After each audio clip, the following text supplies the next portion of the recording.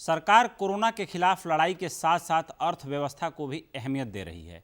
इसलिए लॉकडाउन के तीसरे चरण के पहले दिन से लेकर अब तक कई ढील का ऐलान हो चुका है।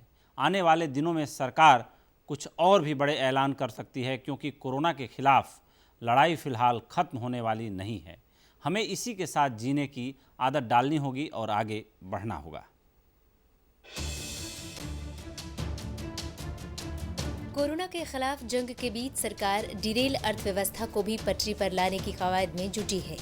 यही वजह है कि लॉकडाउन के तीसरे चरण में ज्यादातर जगहों पर कारखाने और कारोबार को शुरू करने की इजाजत दे दी गई थी और अब 17 मई के बाद छूट का दायरा बढ़ना भी तय है। रेलवे ने 15 शहरों के लिए 30 ट्रेनों का नियमित परिचालन शुरू कर ये संकेत भी दिए हैं।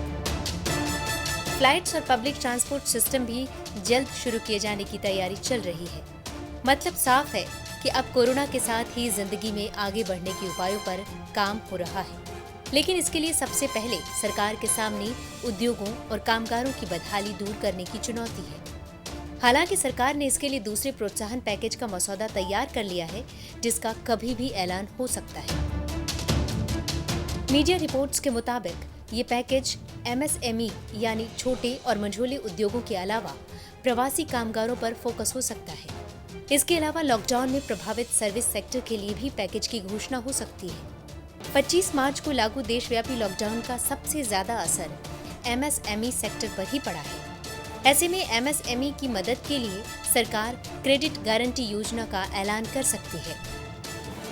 इसके तहत MSME को वर्किंग कैपिटल के 10 से 15% के बराबर बैंकों से लोन मिल सकता है और लोन डिफॉल्ट की स्थिति में बैंकों को उसकी भरपाई सरकार कर सकती है। इस पैकेज में प्रवासी मजदूरों को 3 से 6 महीने तक नगद सहायता राशि देने के लिए 15 से 20 हजार करोड़ रुपए का प्रावधान हो सकता है।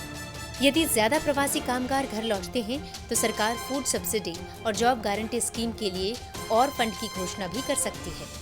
इससे पहले मार्च में सरकार ने गरीबों और मजदूरों के लिए 1,70,000 करोड़ के पैकेज की घोषणा की थी, जिसमें डायरेक्ट कैश ट्रांसफर समेत कई सुविधाओं की घोषणा हुई थी।